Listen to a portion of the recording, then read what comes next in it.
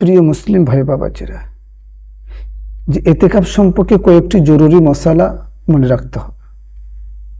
রমজান মাসের শেষ 2 দিন এতেকাফ করা সুন্নতে মুআক্কাদা কিফায়া, অর্থাৎ গ্রামের যদি একজন এতেকাফ করে তাহলে সকলের জন্য সুন্নতে দায়মুক্ত হয়ে যাবে। আর যদি কেউ এতেকাফ না করে তাহলে সুন্নতে মুআক্কাদা ছাড়ার কারণে গ্রামের সকলেই গুনাহগার হয়ে যাবে। আবার কোনো কোনো জায়গায় এমনও দেখা যায় যে এতেকাফ করবার লোক হয় না, তারা টাকা পয়সা দিয়ে লোক ভাড়া করে তারা এতেকাফ বসানো হয়।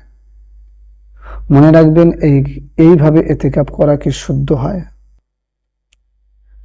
এইভাবে এতেকাফ করা শুদ্ধ হয় না।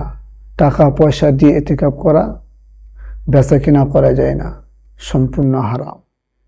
তাই আমরা এই ভিডিওটা বেশি বেশি করে শেয়ার করি।